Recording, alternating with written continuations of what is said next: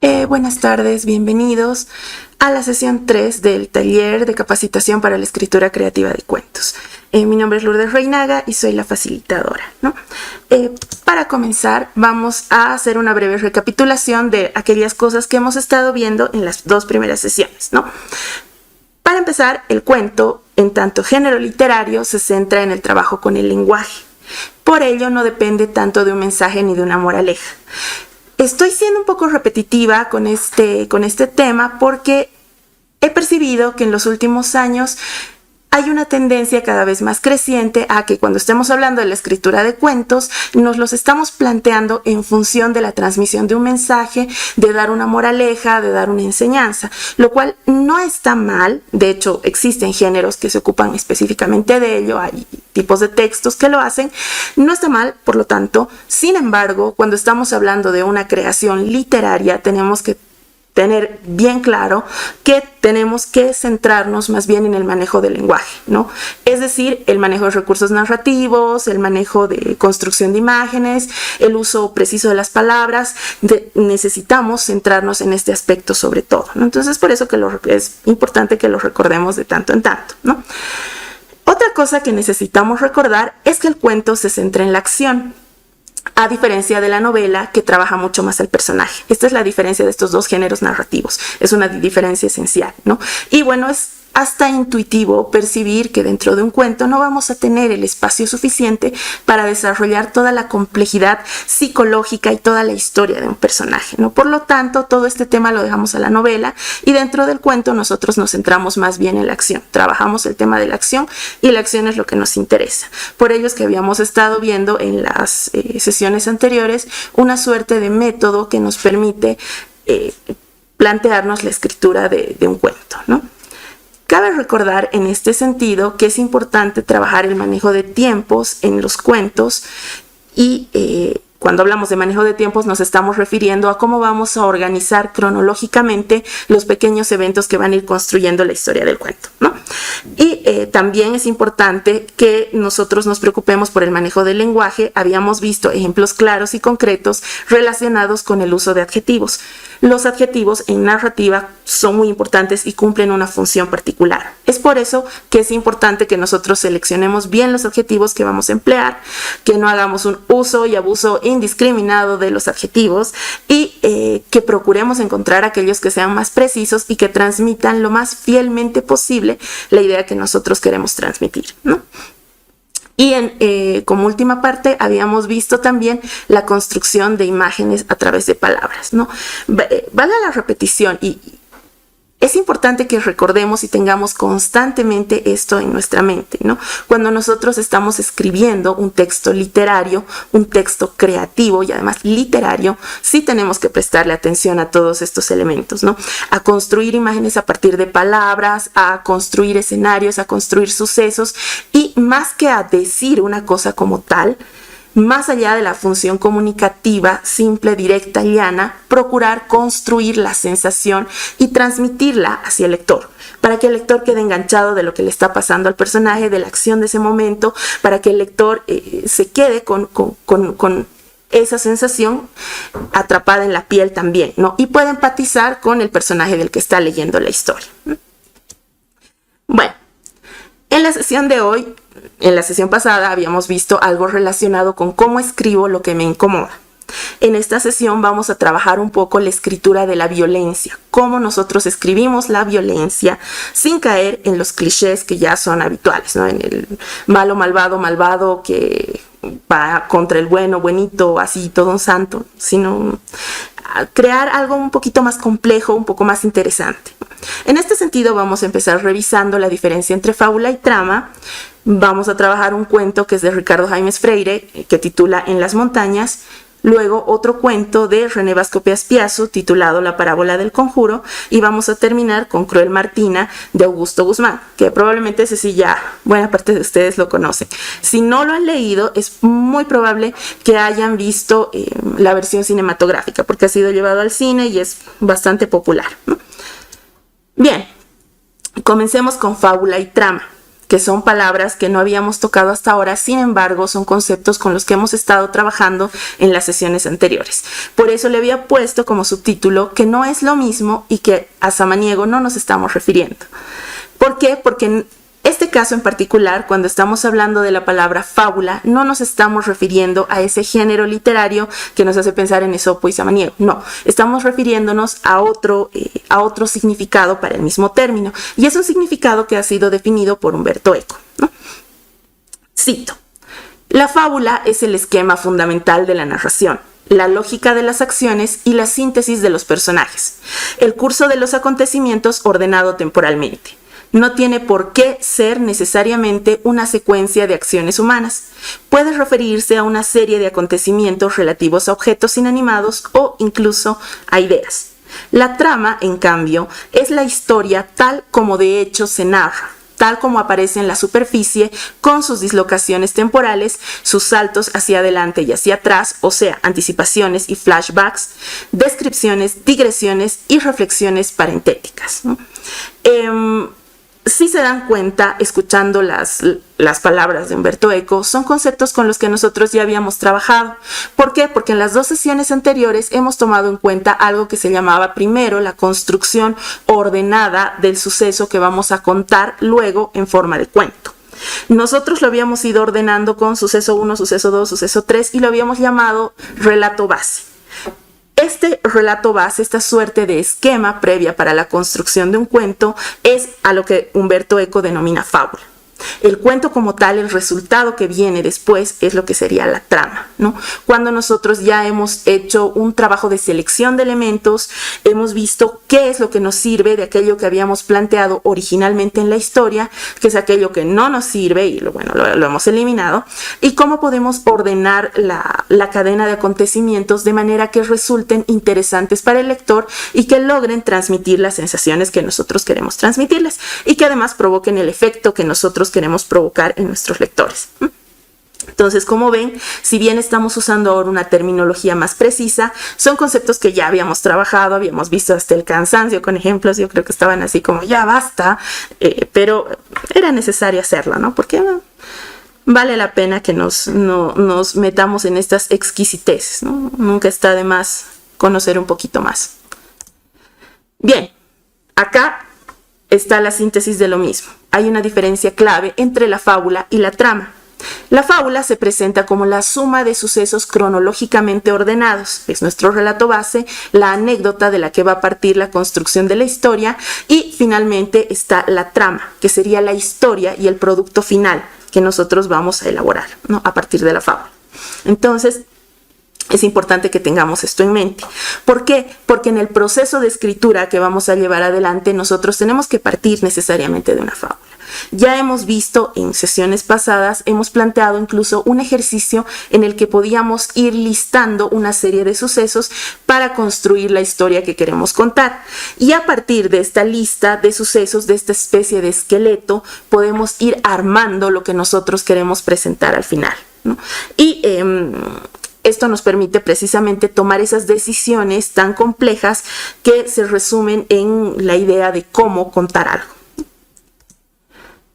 Vamos a ir viendo algunos conceptos más respecto de el trabajo que hace Umberto Eco. Si habían visto en la primera sesión, nos cargamos un poquito con algo de teoría relacionada con el origen del cuento. Hemos visto algo de Vladimir Prop, los cuentos más bien cuentos de animales, cuentos de hadas, cuento fantástico diríamos en algún sentido, y ahora vamos a trabajar un poquito con otros conceptos de Eco. ¿Esto por qué? Porque, como les había dicho desde la primera sesión, es muy importante que nosotros trabajemos el tema de la lectura, que comprendamos que a la hora de leer no es suficiente con solamente decodificar los signos y decir, dice esto. No, sino que nosotros aprendamos a leer de manera eficiente y de manera correcta. Esto porque nos va a permitir mejorar nuestra propia escritura, nos va a permitir aprender a comunicarnos mejor, a encontrar las palabras precisas y también a tener una mejor comprensión del mundo. porque vamos a aprender a leerlo también. Entonces es muy importante que hagamos eso. Y también, bueno, les estoy dando solamente algunos conceptos clave y algunos punteos de los autores que les estoy mencionando, porque tengo la esperanza dentro de mi corazón de que después busquen los textos y lean tal como los plantean los autores, como plantea Eco, por ejemplo, estos conceptos y cómo los usa, cuáles son los ejemplos que tiene, y luego puedan aplicarlos en las lecturas que ustedes realizan. Aquí estamos en un grupo enorme de personas lectoras, entonces esa esperanza no es del todo inadecuada.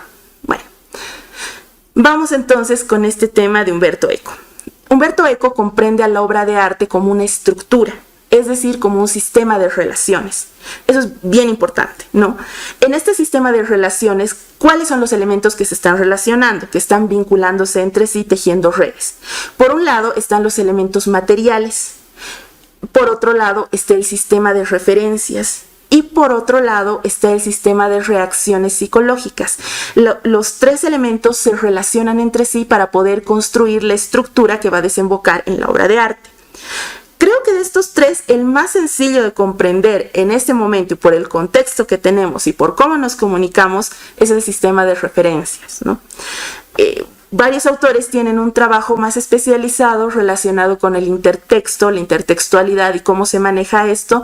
Sin embargo, nosotros a diario nos topamos con el tema de las referencias. ¿Por qué? Porque los vemos incluso en los memes, en las redes sociales, ¿no? Entonces, si aparecen los dibujos de los Simpson, ahí ya está, nos está llevando a un intertexto, nos está hablando de una referencia, ¿no? Entonces, por eso les digo que el sistema de referencias que constituye la estructura que arma la obra de arte es lo que más fácil podemos comprender, ¿no? Los elementos materiales, que en este caso tendrían que ver con el lenguaje y la construcción y la articulación de las palabras para armar el cuento, estaría en ese primer nivel.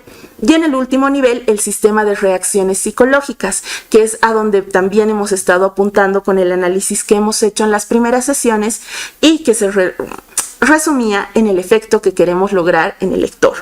Y como hemos visto en los ejemplos de los anteriores cuentos, los autores que hemos tocado sí trabajan bastante el tema de los efectos, funcionan muy bien las técnicas que ellos utilizan, el tipo de lenguaje que eligen, el tipo de construcción que tienen para conseguir en nosotros, los lectores, el efecto que ellos están buscando, ¿no? El efecto de incomodidad, por ejemplo, con la migala o con axolotl o con miradas y otros efectos que vamos a ver hoy también, ¿no? Bueno, según Eco, los elementos que hemos visto se relacionan en diferentes niveles. Es por eso que en las sesiones pasadas les hablaba de los niveles que vamos a trabajar, ¿no? Primero está el nivel del ritmo, que puede ser visual o sonoro.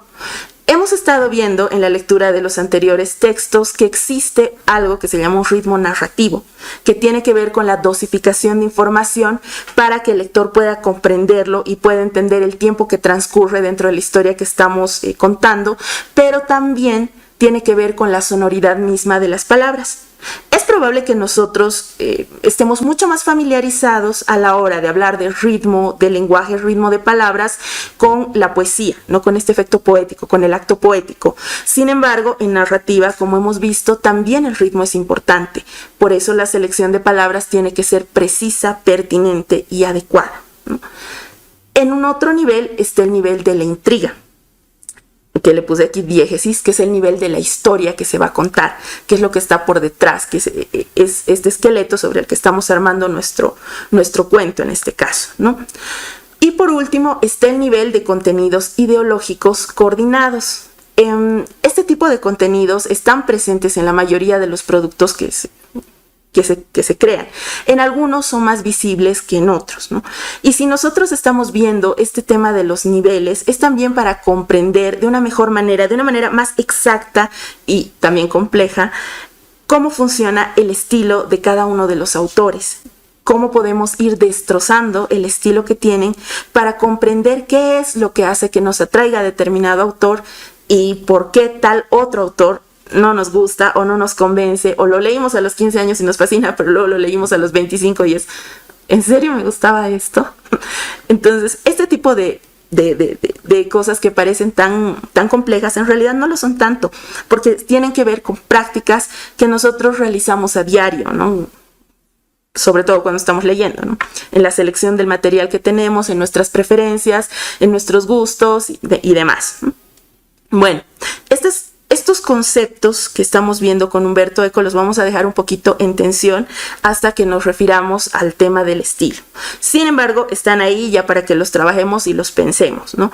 Y quienes quieran investigar más sobre el tema pueden remitirse al libro Lector in Fábula de Umberto Eco, que es ahí donde realmente trabaja muchísimo respecto de estos elementos y de otros. Ahora, tenemos estos 3 conceptos claves que vamos a entender a partir de Eco. O sea, es probable que el tema del estilo, por ejemplo, o de la enciclopedia, sean términos que los conocemos desde otro ámbito, desde otro espacio, desde la definición misma de un diccionario. Sin embargo, acá los vamos a usar desde la perspectiva de Eco, que los ha dotado de un sentido, un significado particular. Para empezar, el estilo básicamente es la forma en que se relacionan los elementos señalados en los distintos niveles. Es la dosificación de la fuerza que un determinado autor le otorga a uno u otro nivel y luego combina, ¿no? Entonces, ese es el estilo a partir de Eco. En segundo lugar está la enciclopedia, que no es esa colección de 5 libros que están en nuestro estante y que jamás hemos abierto, ¿no? O la que tenemos en nuestro celular o en la computadora. Los de mi época teníamos en carta, bueno. Pero no se refiere a eso. En este caso se refiere a la suma de conocimientos, al bagaje de lecturas y de saberes que nosotros tenemos. Entonces, en ese sentido, nuestra enciclopedia está configurada por toda la cantidad de textos que hemos leído, por los relatos orales que hemos escuchado, por todos los aprendizajes y todos los saberes a los que hemos tenido acceso de una u otra manera. Esta enciclopedia es la que nos permite tener contacto con el sistema de referencias que está usando el autor, ¿no?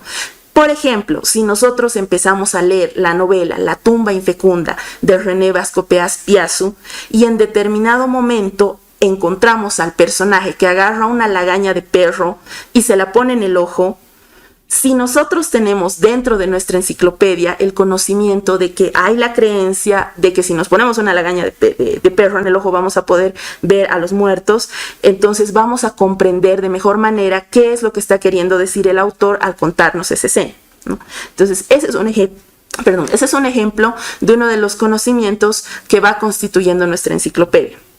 Del mismo modo, todos los otros elementos que consumimos, ¿no? Pueden ser programas de televisión, películas, otros libros que están referenciados en los textos, ¿no? En ese sentido, en las lecturas que veíamos ayer, cuando les hablaba de intertexto, y estábamos leyendo el cuento de Rubén Fonseca, estábamos pensando también en el cuento de Julio Cortázar y en los otros textos de Julio Cortázar. ¿Por qué? Porque ellos ya habían ido a configurar la enciclopedia que nosotros necesitábamos para poder comprender a cabalidad el cuento de Fonseca. Entonces, suena chino mandarín, pero ven que no es tan complicado, es algo bastante simple, ¿no? Sencillo cuando uno se acostumbra a manejar estos conceptos, ¿no? Y tenemos que acostumbrarnos a manejarlos para poder ser más precisos en el lenguaje y para referirnos también a ellos cuando tenemos que comunicarnos con otra persona, ¿no? Y que sepa de qué le estamos hablando exactamente. Y otro de los conceptos que es clave para Umberto Eco es el lector modelo. Básicamente, el lector modelo es el lector ideal, el que va a comprender exactamente lo que el autor quiere decir. Si nosotros nos ponemos a pensar en un proceso de escritura, nosotros mismos cuando nos estamos enfrentando a la escritura de un texto, estamos pensando en un interlocutor, en un lector imaginario. Bueno, a veces no es tan imaginario, no estamos pensando, le voy a escribir esto a tal persona para que sepa lo que se perdió. O podemos simplemente escribirlo para nuestro yo del futuro, no sé. No. Estamos escribiendo pensando en un posible lector que nos va a leer en algún momento y que va a decodificar el mensaje que nosotros estamos tratando de transmitir. En este sentido, nuestro lector ideal es este lector modelo, el que tiene un conocimiento parecido al nuestro, el que tiene una misma enciclopedia, el que tiene una similitud de experiencias y por lo tanto no va a perder esos detalles que nosotros hemos ido camuflando como autores dentro de nuestros textos. Si se ponen a pensar en los primeros ejercicios de escritura que nosotros hacemos, porque muchos de nosotros empezamos a escribir textos en la adolescencia, nuestros amigos más cercanos perciben qué señales son pensadas en otras personas, ¿no? Entonces, nuestros amigos más cercanos que han compartido ciertas vivencias y experiencias las pueden identificar en los cuentos que estamos escribiendo, en los textos, incluso en los poemitas que estamos escribiendo, y los identifican y los reconocen y nos dicen, ah, claro, esto habla de ese viernes en que te has escapado del colegio y has hecho tal cosa, ¿no? Entonces es también un poco peligroso tener un lector ideal, pero bueno, a eso se refiere básicamente el lector modelo, a aquel que puede decodificar a la perfección el texto del autor, y es aquel en el que está pensando en todo caso el autor cuando está creando su texto. Entonces, estos 3 conceptos claves nos van a servir también para trabajar con la escritura de los textos. Bueno, todos estos conocimientos nos permiten trabajar de mejor manera en nuestra escritura.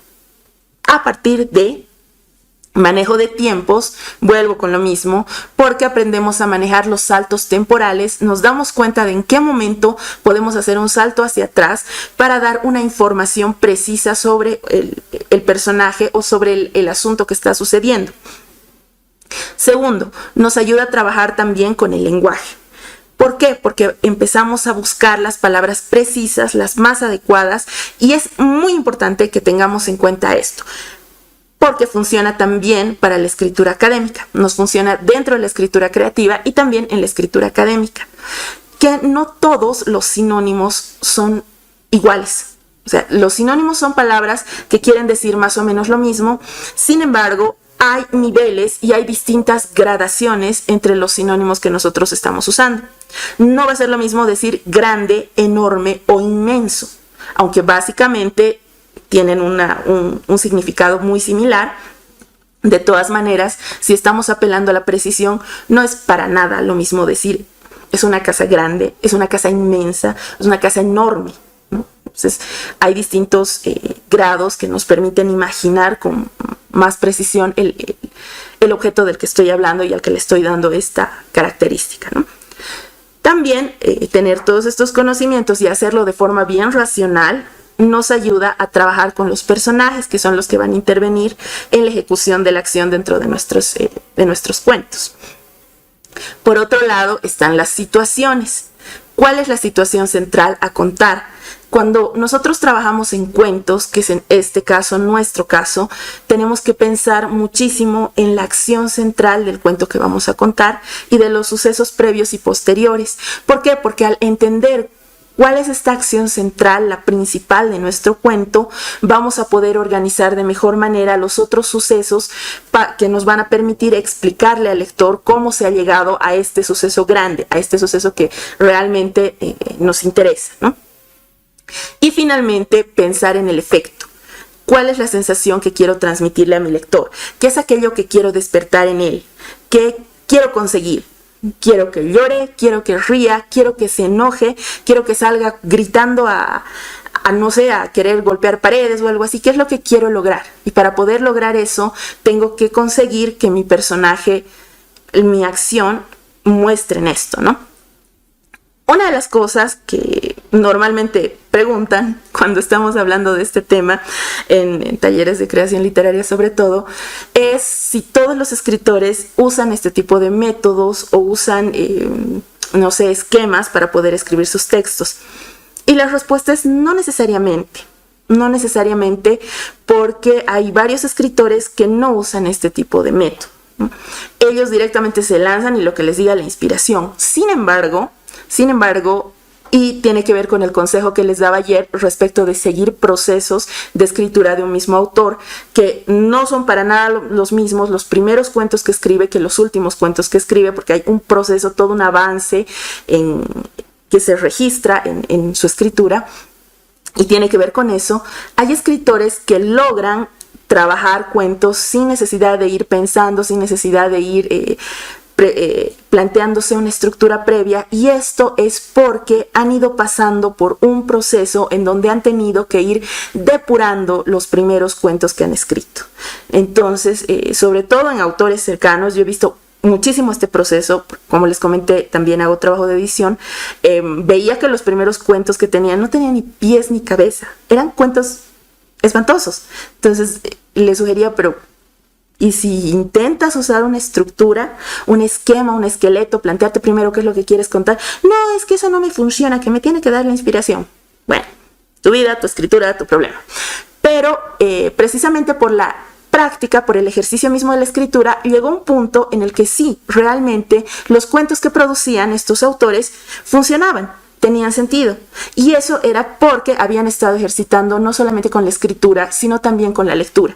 Habían salido de su zona de comodidad y habían explorado otro tipo de textos, otro tipo de autores, quizás más complejos, que les ayudaban a interiorizar la solución a los problemas a la hora de redactar. Y además, consejo de conejo, mientras más textos así narrativos lee uno, mejor aprende a redactar también textos académicos, resultados de investigación, hasta informes. Es mucho más sencillo. ¿Por qué? Porque nos facilita el manejo del lenguaje, nos facilita el uso mismo de las palabras, la precisión del lenguaje, y dale que machaco con lo mismo, pero es importante ser precisos con el lenguaje para evitar malos entendidos y también para transmitir exactamente lo que nosotros queremos decir, ¿no? Entonces, bueno, la digresión iba para eso, ¿no? Porque si bien les estoy dando un posible método, hay otros métodos también de trabajo, ¿no? Sin embargo, cada uno tiene sus peculiaridades. No es que es muy, muy extraño el caso en el que uno nace y dice, oh, ya sé escribir, ¿no? Bueno, para eso tiene que pasar muchas cosas, ¿no? Bueno. Vamos a hablar ahora del cuento En las montañas de Ricardo Jaimes Freire. Es probable que este cuento lo hayan leído y lo conozcan porque es un cuento relativamente conocido, ¿no? Vamos a comenzar con el resumen en síntesis, ¿no? El cuento comienza con que está, bueno, la historia detrás del cuento comienza en que dos hombres blancos que son viajeros, que son Álvarez y Córdoba, cometen una serie de atropellos contra personas que viven en una comunidad. Les queman sus casas, les quitan su ganado, matan a sus gallinas, y son las personas más desconsideradas y horribles del mundo, ¿no?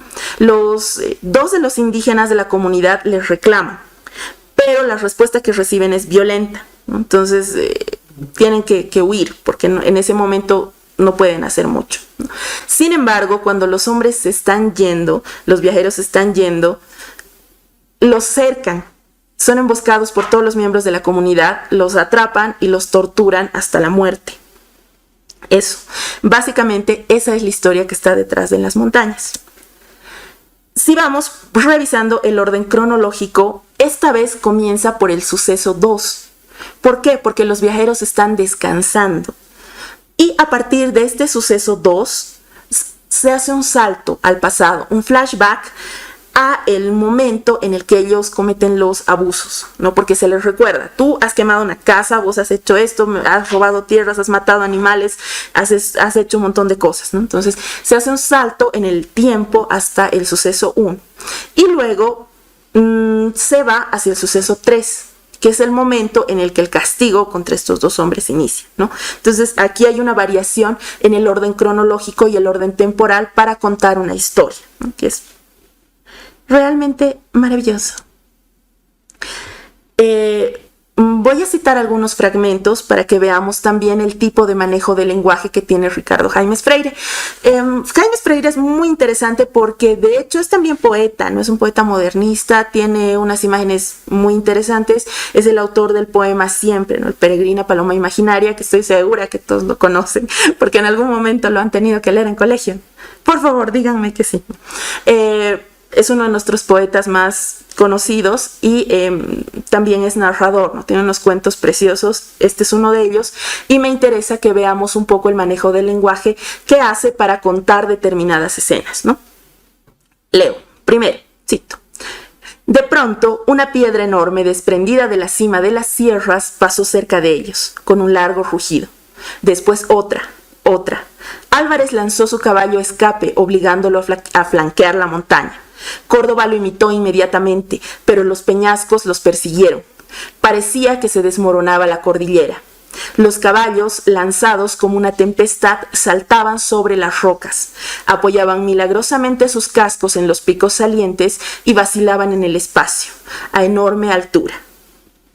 Para empezar, en este fragmento, la imagen que nos construye de la escena que está sucediendo de los hombres yendo por la montaña y recibiendo las piedras que les caen encima es bastante visual. Es una imagen que sí se aproxima mucho a las imágenes que se construyen en poesía. Y al mismo tiempo, si han podido escuchar sonoramente el fragmento, el ritmo también es muy similar a un ritmo que habría en un poema, un ritmo propio de un poema. Pero los peñascos los persiguieron. El sonido, ¿no? Pero los peñascos los persiguieron. Saltaban sobre las rocas. Entonces, la repetición de sonidos, que no es casual, viene también del ejercicio en la escritura de poesía que tiene Ricardo Jaimes Freire, ¿no? Entonces, excelente este señor, por Dios, ¿no? No solo es preciso con las palabras, sino también consigue que tengan un cierto sonido que nos resulta agradable a nosotros los lectores. Vamos con el siguiente fragmento. Pedro y Tomás se apoderaron de los cuerpos de los caballeros y los ataron a los postes. Álvarez, que tenía roto el espinazo, lanzó un largo gemido. Los dos indios lo desnudaron, arrojaron lejos de sí, una por una, todas sus prendas. Nuevamente tenemos la construcción de una escena, de un momento muy particular y muy bien elaborado, ¿no? Además que la precisión con la que se construye esta escena es bastante clínica. No necesita ponerle demasiadas imágenes, no necesita ponerle descripciones extensas para que nos logre transmitir la sensación de dolor, ¿no? Basta con que nos diga: Álvarez tenía roto el espinazo. Con eso ya nos ha transmitido muchísimas sensaciones, ¿no? Con solamente un fragmento. Esto es un ejemplo maravilloso de este cuento. Vamos con el siguiente. Y esto es clave para el objetivo que nos hemos planteado en la sesión de hoy: cómo escribir la violencia.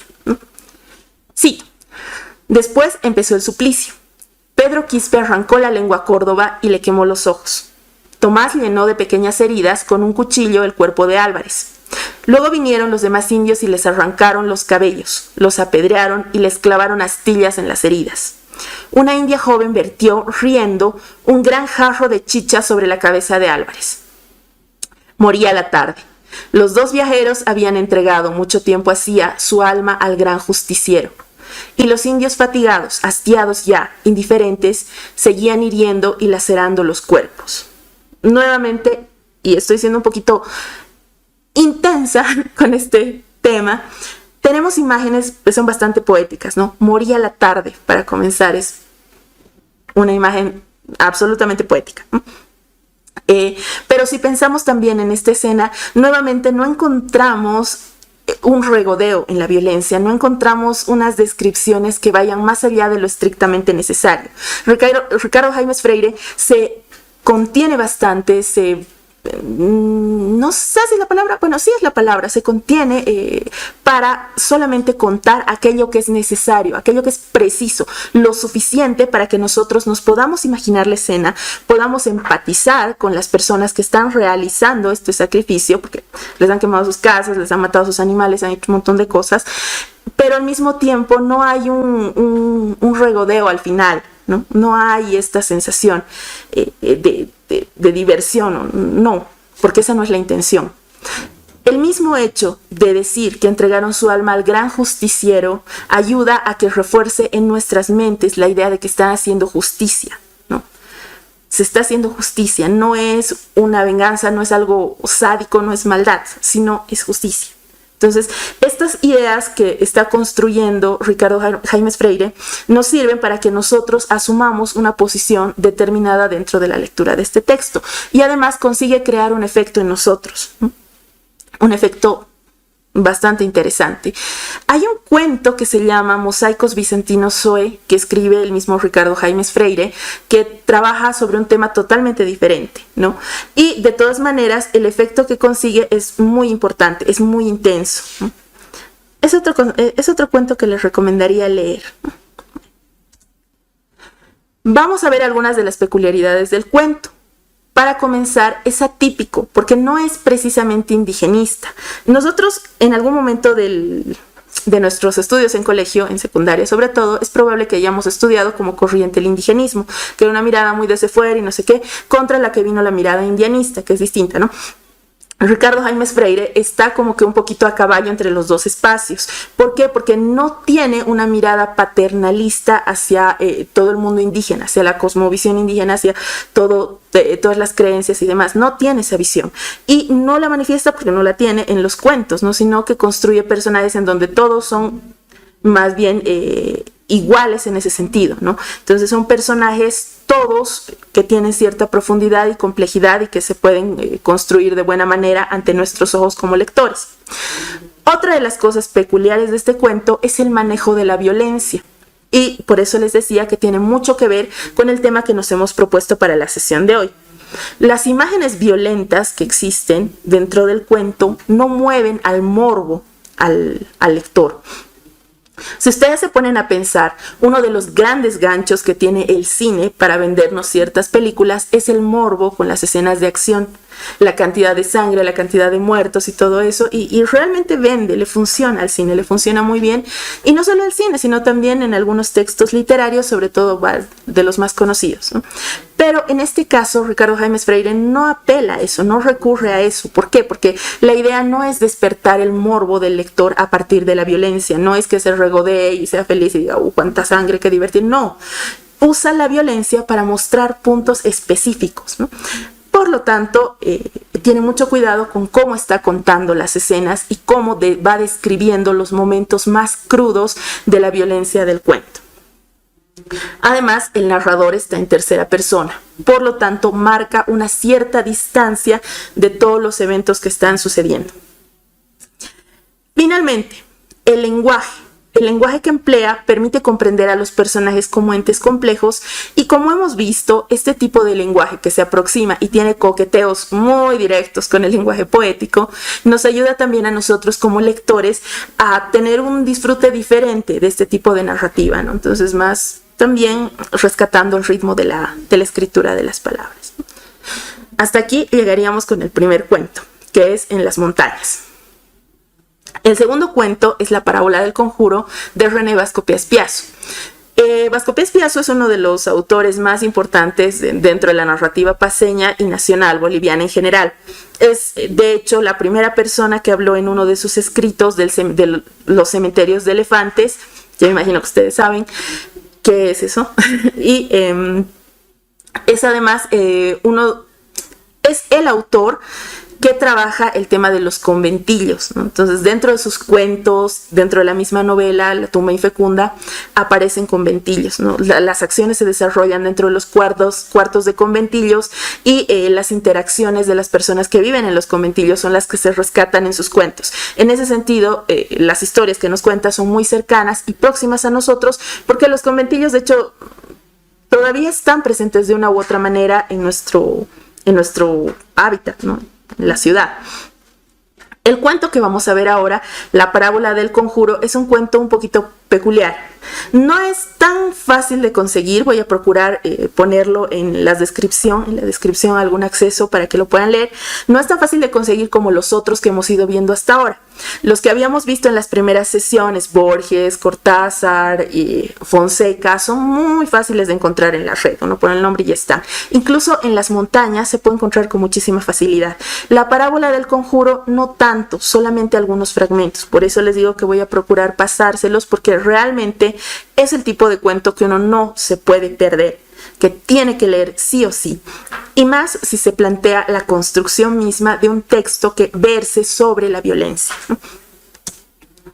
En síntesis, este sería el resumen, ¿no? Ya en la forma de esqueleto y de relato que está detrás del cuento. Hay un grupo de niños que molesta todo el tiempo a un indigente. Es un indigente que lleva un saco en su espalda que está sucio y siempre está lleno de cosas, ¿no? Los niños lo persiguen, se hacen la burla de él y lo molestan. Son niños traviesos que corretean alrededor de este hombre.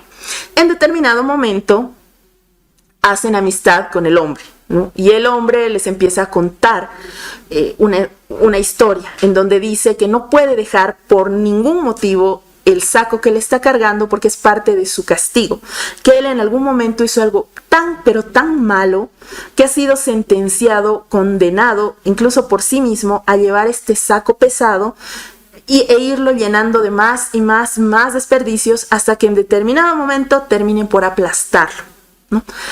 Los niños tienen curiosidad por saber qué es eso tan horrible que ha hecho en su vida. Y el viejo les va contando que ha presionado a una chica para que tenga relaciones sexuales con él.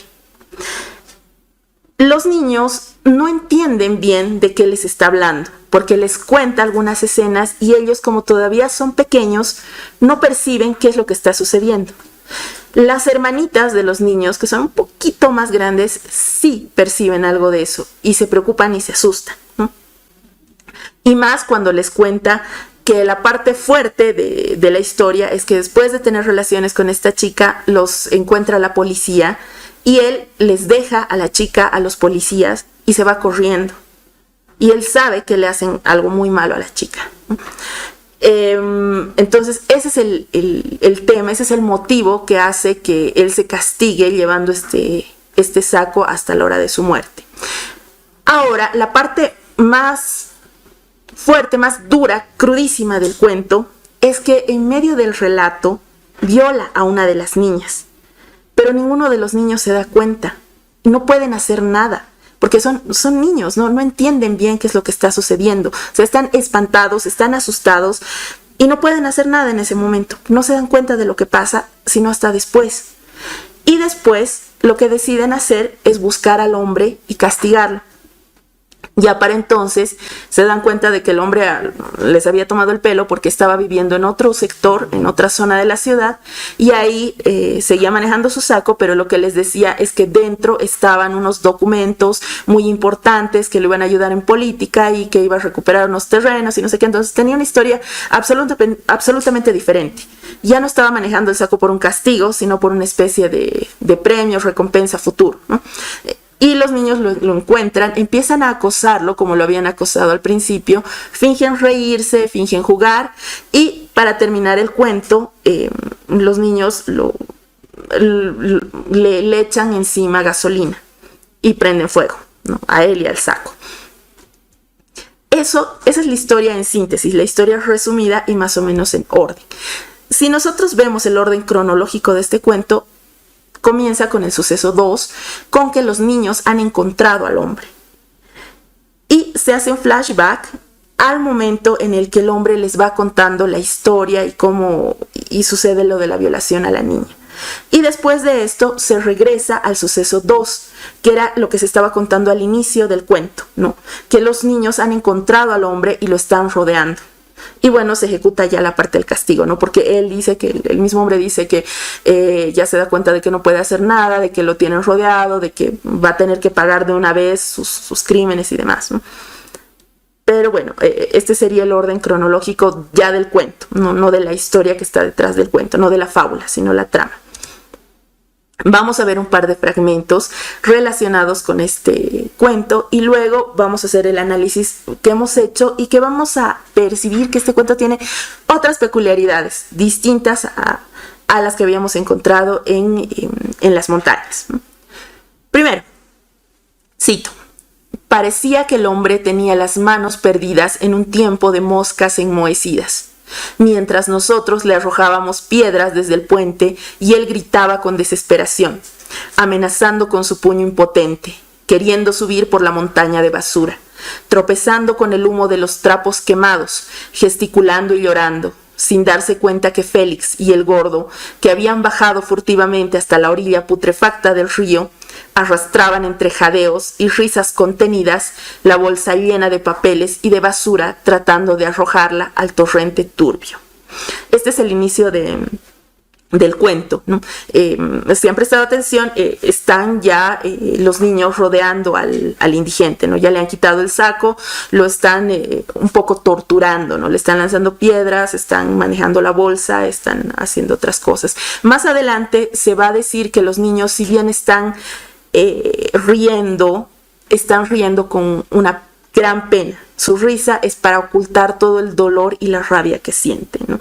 Entonces, es algo que se va a ir dando a conocer en el cuento, ¿no? Porque si nosotros partimos leyendo solamente este párrafo, podríamos pensar que son unos niños perversos que están torturando a un pobre viejito que están dando con su saco, ¿no? Nosotros necesitamos conocer el resto de la historia para entender que ni los niños son unos perversos, ni el tipo es un pobre viejito santo inocente que está ahí tranquilo. No va por ahí. Segundo fragmento, cito. Aparecías por la curva del ferrocarril cargando cuidadosamente el bulto gigante y nos mirabas con un poco de lástima hasta que llegabas donde te esperábamos con indisimulada ansiedad.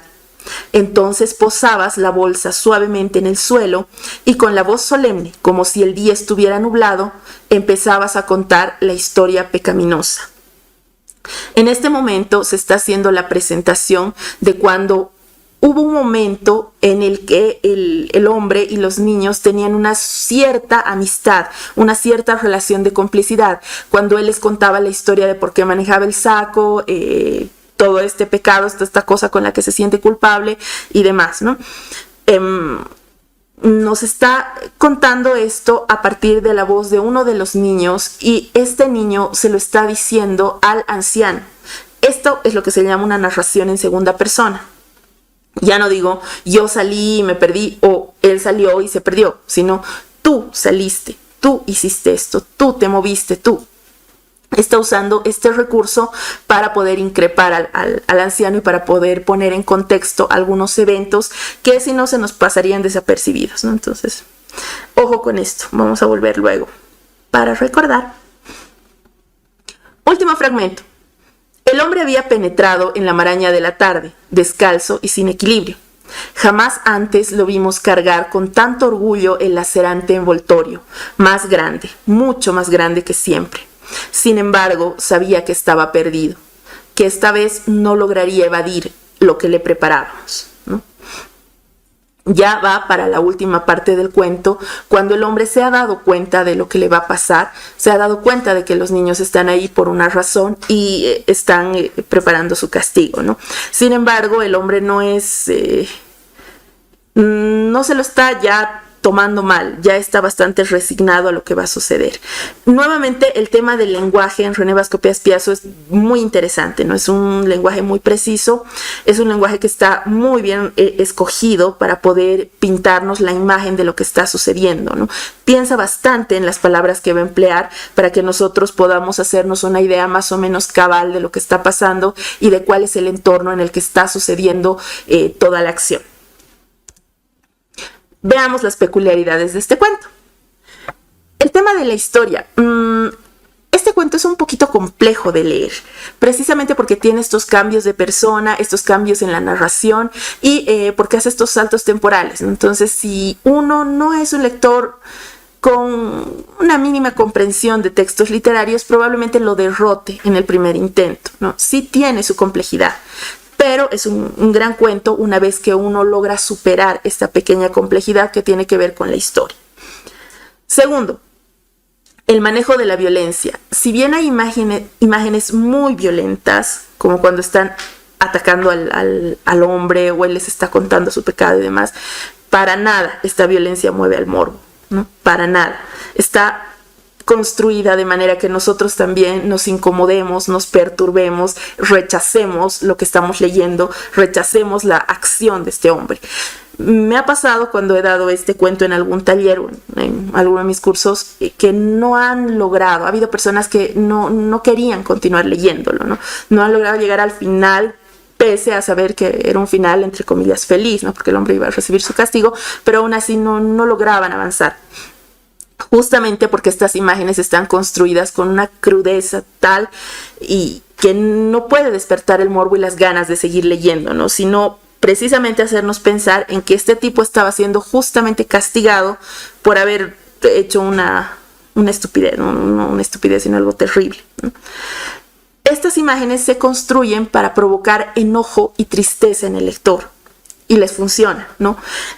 precisamente porque van dando estas pequeñas pistas. En la anterior sesión habíamos visto este proceso de repetición, ¿no? De dar estos pequeños puntazos, digamos, estos pequeños puntitos para que nosotros como lectores podamos recordar y mantener presente siempre una determinada sensación, un determinado evento o alguna característica particular de uno de los personajes. En este caso también se trabaja muchísimo con el tema del enojo y de la tristeza. Sí se habla de la pena de los niños, sí se habla de su enojo. Como les decía hace un momento, hay fragmentos en el cuento en el que se habla de los niños riéndose, pero es una risa histérica, es una risa espantosa porque están muriéndose de pena y de rabia. Entonces están construidas las imágenes violentas y está abordado desde esa perspectiva precisamente para que como lectores nosotros sintamos rechazo. No necesita René Bascopeas Piazzo decirnos esto está mal o este tipo es malvado por esto. No necesita decírnoslo directamente porque nos lo va mostrando a lo largo de todo el cuento, ¿no? Y nos va mostrando además la reacción de los niños en general, las emociones que se ponen en juego dentro de los niños, y eso es realmente fuerte. Vamos por el tema de los narradores.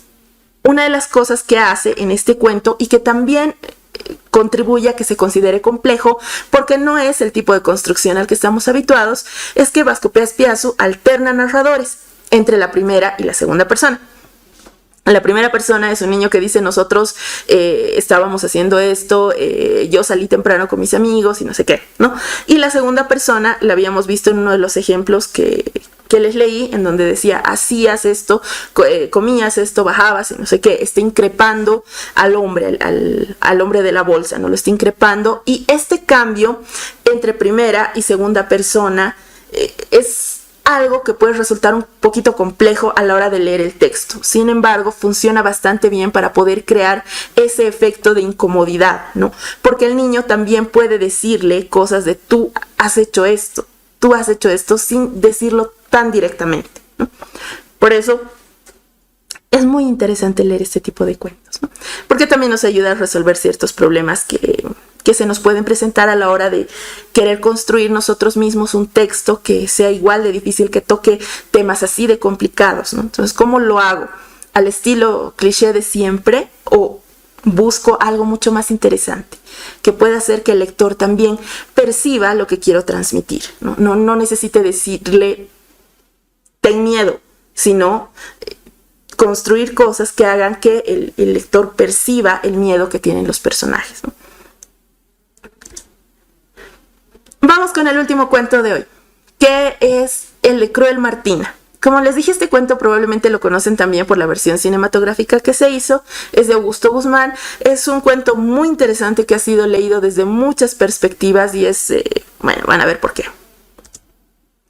En síntesis, Martina nace hija de una mujer mayor y de un hombre de vida alegre.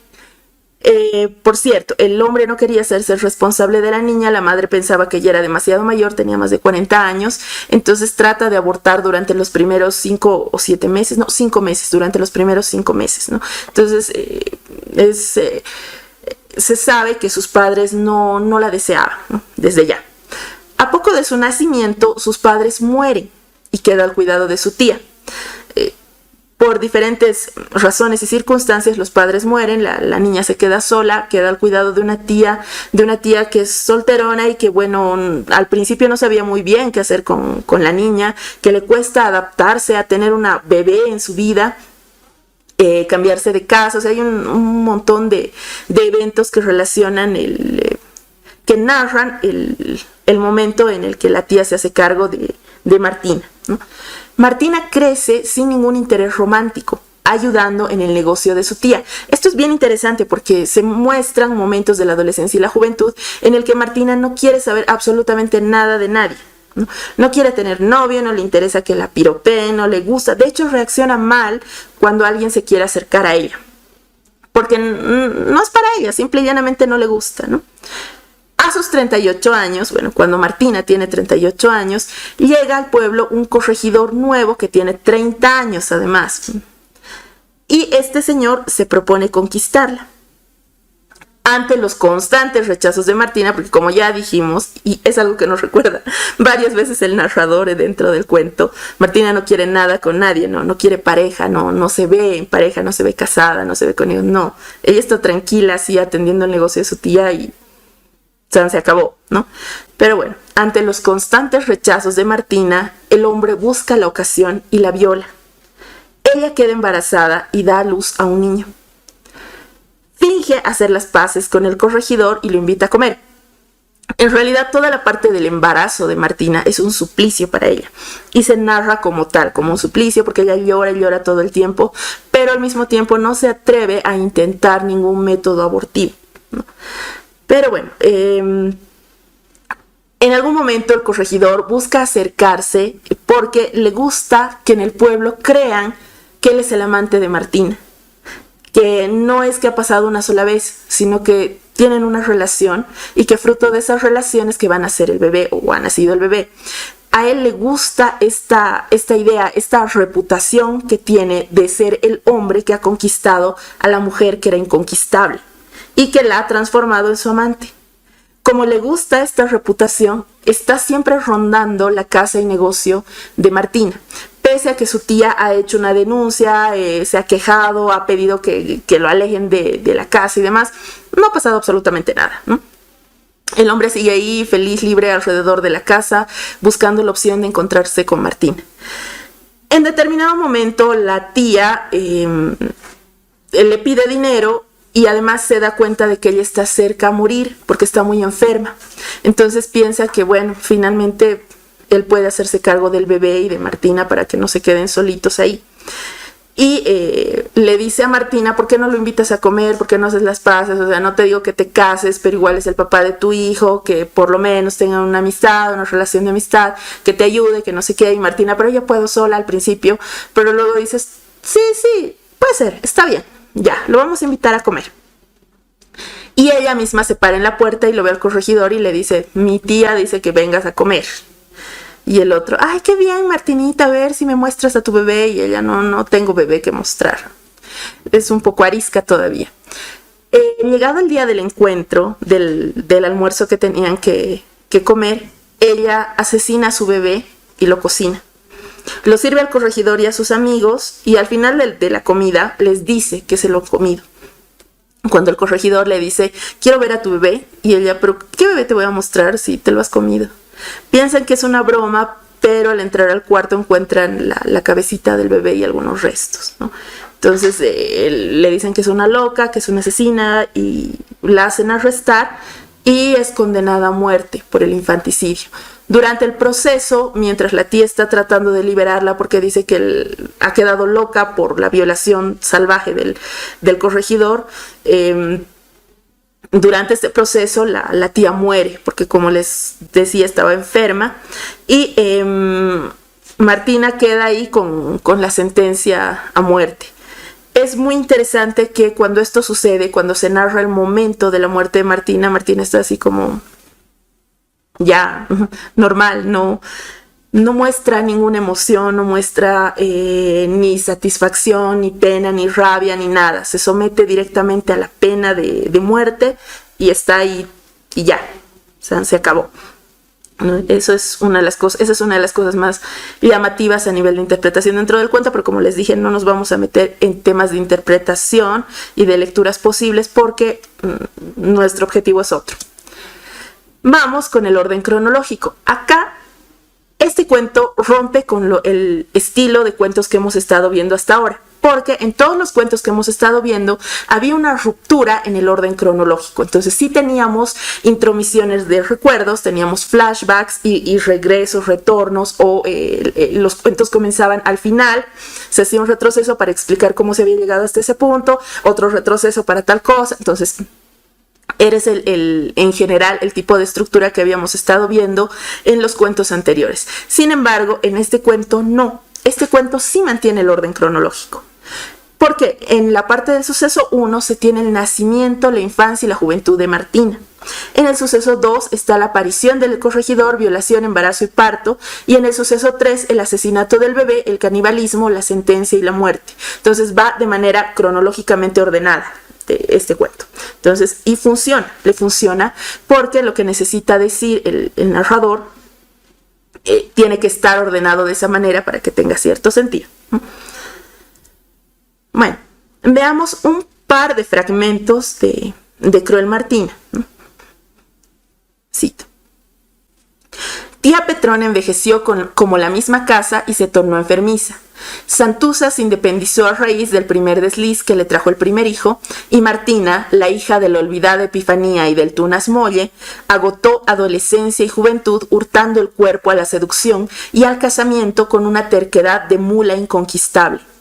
Los requiebros, los piropos y las proposiciones amorosas, lejos de encenderla en ruboroso contentamiento, la encendían en furia incomprensible que se traducía por coléricas reacciones de agresiva torpeza. Es decir, nadie podía lanzarle un piropo a Martina porque saltaba con su navaja y los atacaba. Tenía una navaja, por cierto. Saltaba y los atacaba. Siempre estuvo negándose a tener una relación. Y como les decía cuando les estaba contando la historia que está por detrás del cuento, es algo que nos recuerda el narrador, que nos recuerda. Utiliza el mecanismo de repetición en la construcción de este cuento y nos va mencionando varias veces pero es que Martina no quería nada, Martina no quería, y en algún momento lo pone en boca de Martina. Ella misma dice, yo no quiero ser madre, o yo no me quiero casar, o yo no quiero. Ella también lo hace, ¿no? Siguiente fragmento. En aquel caluroso día de la primavera, el muy ducho se había dado modos de estar a solas con Martina, alejando de la casa a tía Petrona, con el encargo remunerado de conseguir un buen plato de chicharrón. Cuando volvió la vieja sin el chicharrón inventado por Ardiles, todo había pasado. Martina lloraba con las ropas desgarradas, lamentando que el cortaplumas se perdiera, porque el violador lo había arrojado desde el corredor por sobre la huerta de tunas, indudablemente hasta lo más profundo de la quebrada cubierta de matorrales. Esa es la manera en la que nos cuenta el narrador la escena de la violación. Un momento antes está contada en boca de Ardiles, del corregidor Ardiles, pero es solamente en una oración que es espantosa, ¿no? Que dice, sí, lo logré y algo así, es hasta desagradable, ¿no? Pero si vemos cómo está contado en este momento por el narrador, la escena de la violación es una construcción que no necesita mostrar demasiado para decir lo que ha sucedido. Se centra más en el resultado de lo que ha pasado, en mostrarnos a Martina llorando, en su ropa deshecha, en sus lamentos, en todo esto, ¿no? Y en la pérdida del cortaplumas, que era el objeto con el que se defendía en general, ¿no? Entonces es bien importante notar este tipo de cosas, cómo se puede contar una escena tan fuerte, sino más bien a partir del resultado, de lo que deja, de las huellas posteriores en los involucrados en determinado evento, ¿no? Siguiente. El domingo, pasadas las 12, Martina se sentó en el banco del corredor inclinando sobre sus viejos pilares de molle, con el niño entre los brazos, mientras el sol de octubre clareaba refulgente sobre el empedrado del pequeño patio y en el alegre verdor del bosquecillo de tunas. Hasta ahí bien bonita la imagen, ¿no? Está pasando una tarde calurosa, estamos hablando de una imagen agradable incluso, pero lo que viene después no es tan agradable. Continúo. El pequeño se prendía al pezón golosamente, con su ambiciosa boca de sanguijuela. La hembra lactante no hizo más que ceñirle contra sus henchidos senos, impidiéndole la respiración por algunos minutos. La criatura sin bautizar dejó de vivir, ¿no? Entonces ahí hay una contraposición bastante fuerte, ¿no? Porque tenemos primero la construcción de una escena, de una tarde relativamente agradable, pero luego hay una transición hasta el momento en el que, así como si no importara para nada, como si no fuera la gran cosa, el bebé es asesinado, ¿no? El bebé es asesinado. Y es muy interesante el tipo de palabras que se usan para hablar del bebé. Es como si el narrador mismo estuviera usando la misma el mismo despojo de humanidad que está usando Martina hacia su hijo, porque Martina no lo puede ver ni como su hijo ni como un ser humano en realidad, ¿no? Y algo parecido pasa con este narrador, que no nos dice es un bebé o es el hijito, ¿no? Sino dice el pequeño, y que tiene una boca de sanguijuela. Entonces él también lo despoja un poquito de esta calidad de ser humano para poder construir esta escena en la que Martina asesina al bebé. Veamos las peculiaridades del cuento. En este cuento en particular sí hay una cierta construcción del personaje un poquito más intensa, más fuerte, ¿no? Más a profundidad. Es un cuento más extenso también, ¿no? Se construye algo del personaje y algo del entorno también, ¿no? En cuanto a la violencia, las imágenes violentas, como han visto, no mueven al morbo, se narran con otra intención, ¿no? O sea, se narran más para buscar el resultado, en el caso de la violación, el efecto que ha tenido este evento sobre Martina, porque no interesa tanto el hecho como tal, sino el efecto sobre Martina y qué es lo que pasa en ella a partir de ese momento. Y el momento mismo también de la muerte del bebé, que se narra así de una manera bien plana, bien relajada, como buscando que nosotros mismos reaccionemos de otra manera, ¿no?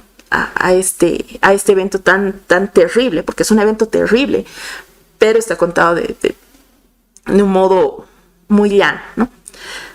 En cuanto al lenguaje, es una cosa bien interesante también el lenguaje en este cuento, porque si bien se trata de un lenguaje muy cuidado, hay términos bastante cultos, digamos, en ciertos momentos. Al mismo tiempo, dentro del mismo cuento hay intervenciones constantes en quechua. Entonces hay canciones que están en quechua, hay expresiones que están en quechua en donde se refieren, hablan unos con otros o se refieren a una tercera persona en quechua.